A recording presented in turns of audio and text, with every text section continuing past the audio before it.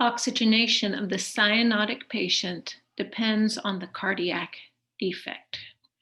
You can see that venous saturation is an extremely important determinant of oxygen saturation in patients with cyanotic defects, and easy for us as anesthesiologists to increase when we decrease metabolic demand with general anesthesia or transfuse a patient.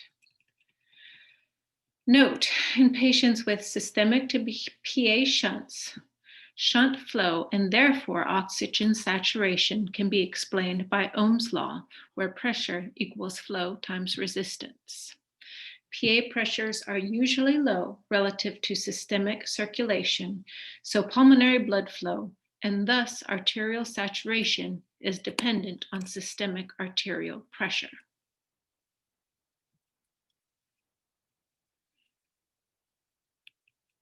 So we can treat anemia to improve venous saturation. We can provide adequate sedation to increase venous saturation. It's important to monitor these patients with pulse ox and intermittent blood pressure following pre-medication or delivery of an anesthetic agent. Patients who depend on a shunt for pulmonary blood flow or who have undergone Fontan require IV hydration or close attention to IV hydration status.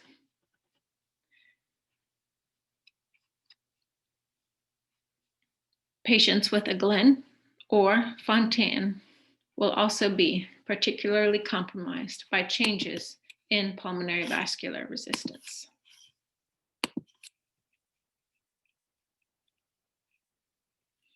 Children with cyanosis have a blunted chemoreceptor response to hypoxia, but a normal carbon dioxide response curve. Adequate pain relief is beneficial, and consider providing supplemental oxygen until a cyanotic child is fully awake, unless that lesion is dependent. Unless the decrease in PVR is known to be detrimental, that is, such as an unrepaired hypoplastic left heart syndrome. But that is incredibly rare.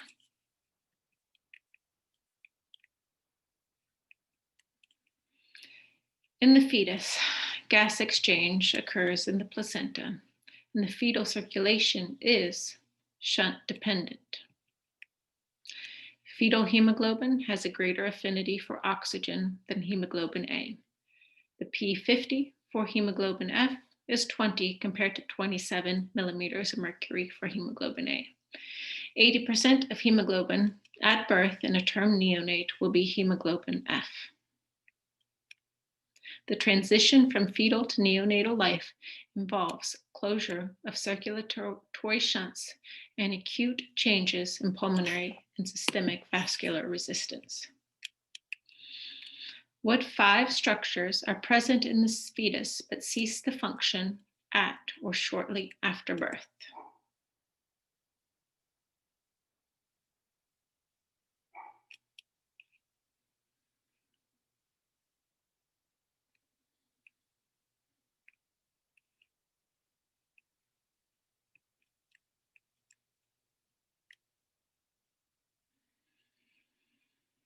Blood traveling through so fetal circulation can either be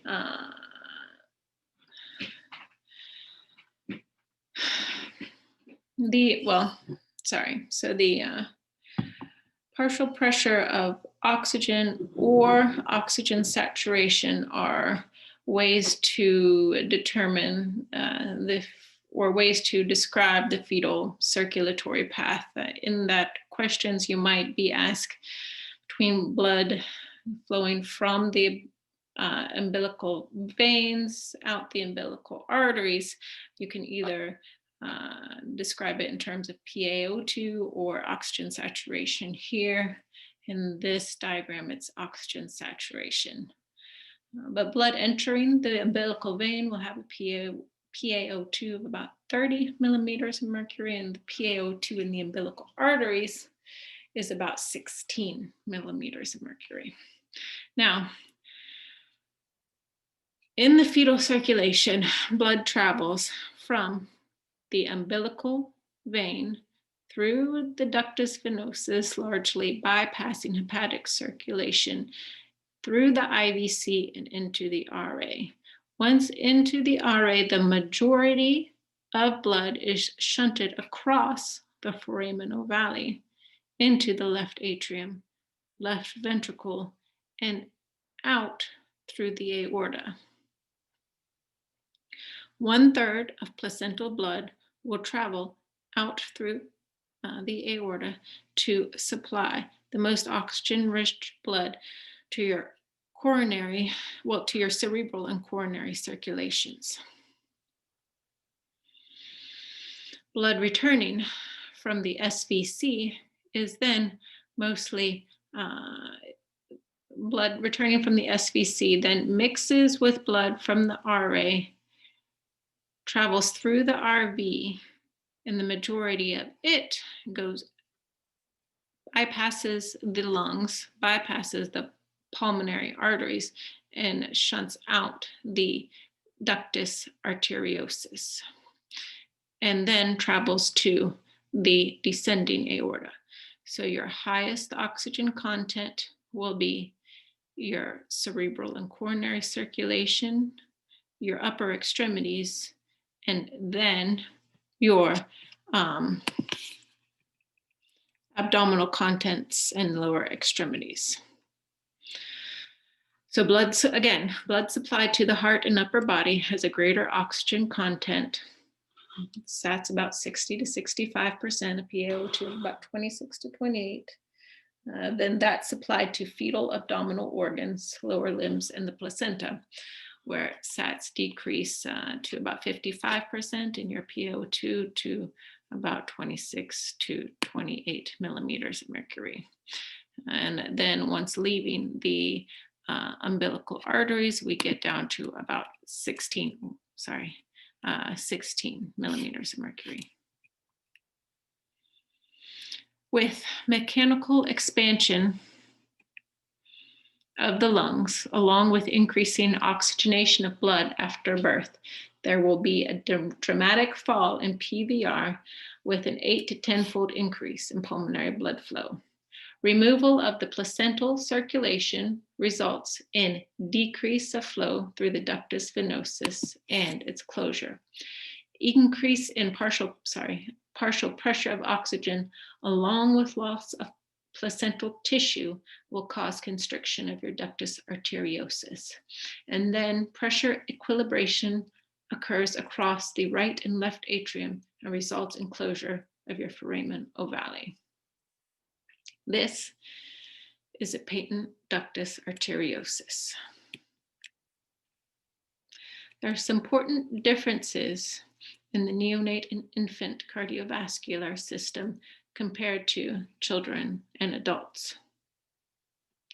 The neonatal heart is dependent on extracellular calcium.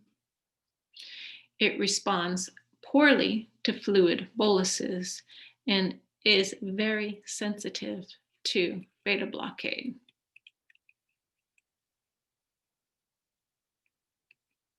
The contractile mass is disorganized, and cardiac output is dependent on heart rate.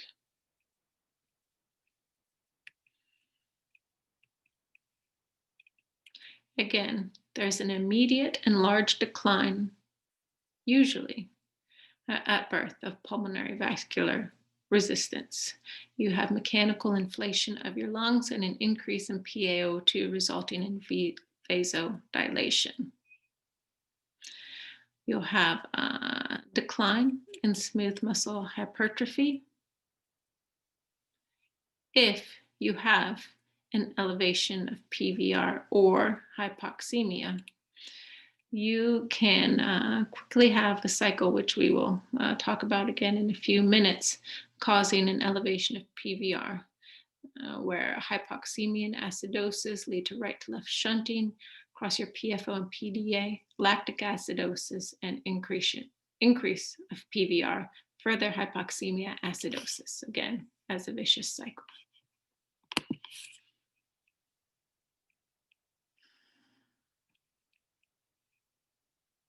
Reversion to this fetal circulatory pattern will occur in prematurity or any condition of significant acidemia at birth, such as congenital diaphragmatic hernia.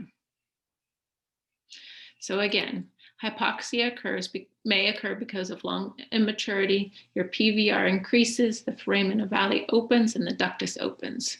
A significant portion of blood then bypasses the pulmonary circulation, causing further decline in arterial oxygen saturation. Impaired tissue oxidation results in acidosis, a further increase in PVR, and this vicious cycle occurs. So hypoxemia and acidosis, impaired pulmonary blood flow, further hypoxemia.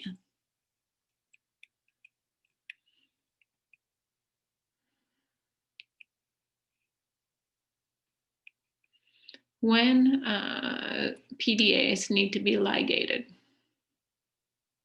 first-line therapy is indomethacin, but its use is contraindicated in babies with neck, thrombocytopenia, head bleeds, or sepsis.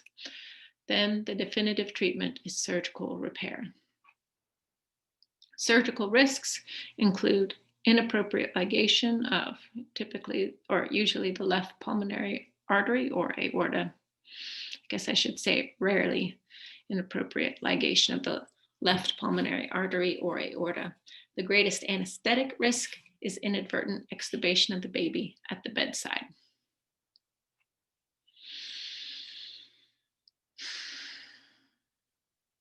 Contraction of the PDA occurs with elevated PaO2, can also occur with acetylcholine, norepinephrine, histamine, indomethacin, aspirin, NSAIDs, and succinylcholine.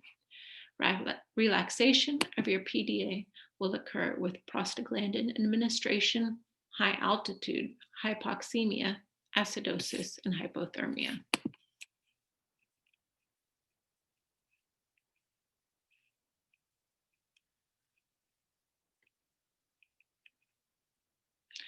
Know that sometimes prior to definitive surgical repair, some congenital heart lesions need patent ductus arteriosus to provide either systemic or pulmonary blood flow. Administration of prostaglandin is associated with apnea, hypothermia, and transient hypotension.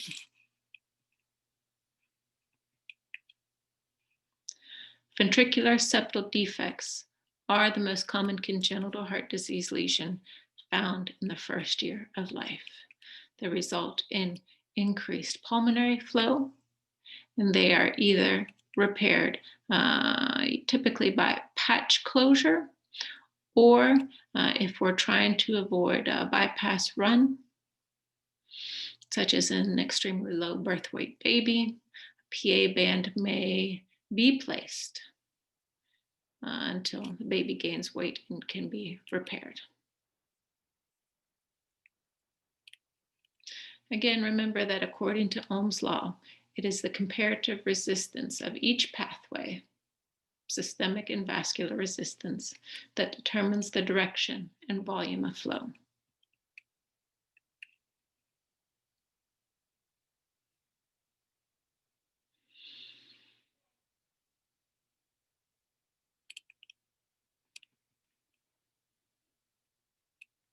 In AV canal defects, the AV junction fails to develop into two distinct AV valves and complete the atrial septum and ventricular septum. Common AV valve canal, common atrioventricular canal defects refer to a range of defects, but complete AV canal is defined as the confluence of defects of the atrial septum and the ventricular septum with a single common AV valve. An unbalanced AV canal occurs when one ventricle is larger than the other. Surgical repair involves closure of the ASD, the VSD, and the creation of a competent mitral and tricuspid valve from the common AV valve. And here is a picture. Here is another picture.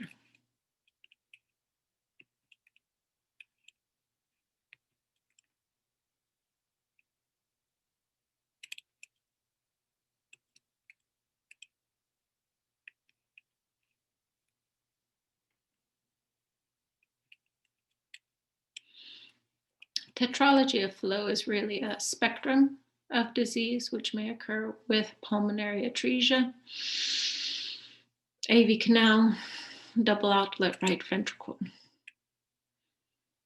The identifying features are VSD, pulmonary stenosis, overriding aorta, and RV hypertrophy.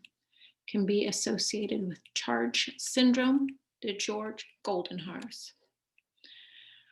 RV outflow tract obstruction can vary greatly between patients, but classic TET spells result from infundibular cyanosis. And what exactly is an overriding aorta anyways? It's when the aorta is over the VSD instead of the LV. Surgical repair of tetralogy consists of closure of the ventricular septal defect, excision of obstructing muscle bundles, and, if needed, enlargement of the RV outflow tract by transannular patch. A TET spell occurs when there is a fall in SVR or increase in PVR, worsening cyanosis. If TET spell is not treated aggressively, the hypoxia and acidosis will continue to decrease SVR and continue to increase the right to left shunt. Another vicious cycle.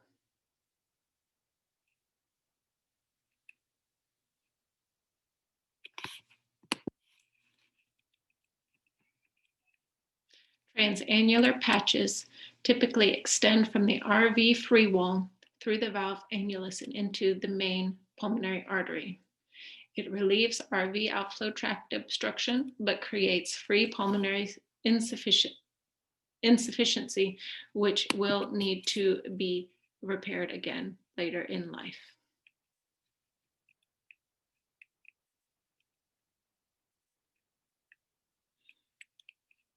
Here are examples of right and left single ventricle lesions. Your Glenn anastomosis is typically performed at about 6 months of age, as the PVR has reached its nadir. It's also the age when there is significantly more blood flow going to and also returning from the head. Fontan is usually performed about the age of 2.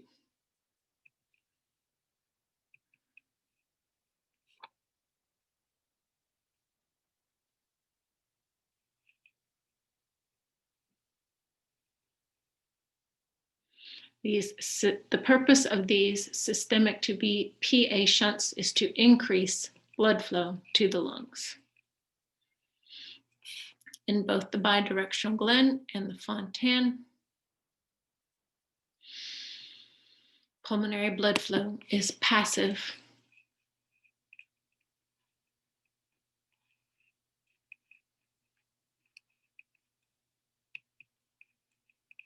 Here is an example of your right.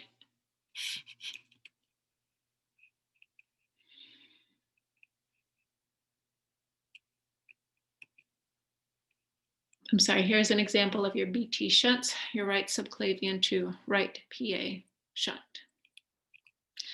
Here is an example of your Glenn anastomosis with the SVC going to your PA. And here is an example of the Fontan anastomosis with both the SVC and IVC to the PA.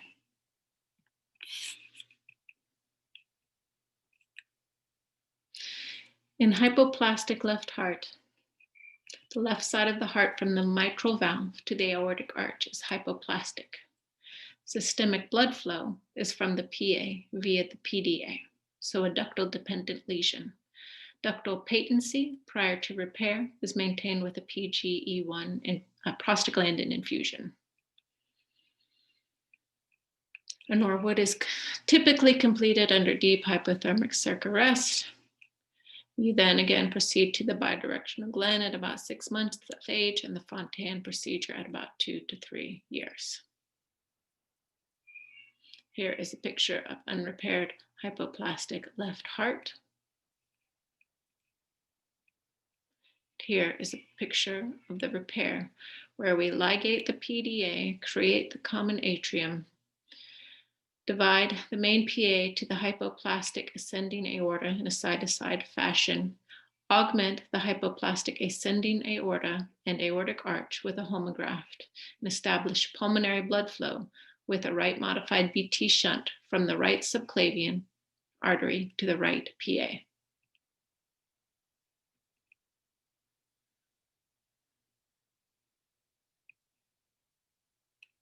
So in a patient with a modified BT shunt, ideally stats are about 75 to 80%. Greater than 85 likely indicates pulmonary overcirculation and will lead to CHF if not corrected by downsizing the shunt. But if there's a sudden drop in oxygen saturation and a murmur is no longer audible, you've probably clotted your shunt, and the patient needs to be taken directly to the operating room for emergent repair. Patients following a bidirectional Glenn, SATs will range from about 80 to 85%. There is still mixing. You have reached the nadir of your PVR. Ventricular function is hopefully improving. And after about 6 months of age to a year, that's when they're done, because that's when your blood flow returning from your head is greatest. So it's going to provide the most blood flow from the head to the pulmonary artery. In patients who've had a Fontan, avoid dehydration as their pulmonary blood flow is dependent on preload. Controlled ventilation can be done, but avoid excessive airway pressures. Even transient elevations of pulmonary vascular resistance can reduce cardiac output. A fenestration may be placed, allowing some mixing to occur and for blood to shunt if there is a spike in PVR. Atrial arrhythmias and ventricular dysfunction are late complications which may be seen as hepatic congestion, edema, and protein-losing enteropathy, indicating the need to progress to a heart transplant, possibly a heart and liver transplant. Pulmonary hypertension is defined as a mean pulmonary artery pressure of more than 25 millimeters of mercury. Crisis under general anesthesia may be seen as a decrease in blood pressure, decrease or absence of SpO2, or a decrease in end-tidal CO2. Your symptomatic therapy includes 100% oxygen, hyperventilation, normothermia, adequate analgesia, and recruitment maneuvers to avoid ventilation perfusion mismatch. Know what conditions increase and decrease your PVR.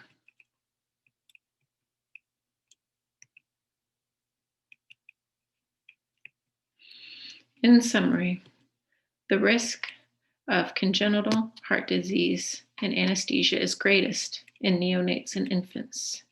Know your patient's history and understand their physiology. If you have questions, just ask. Thank you.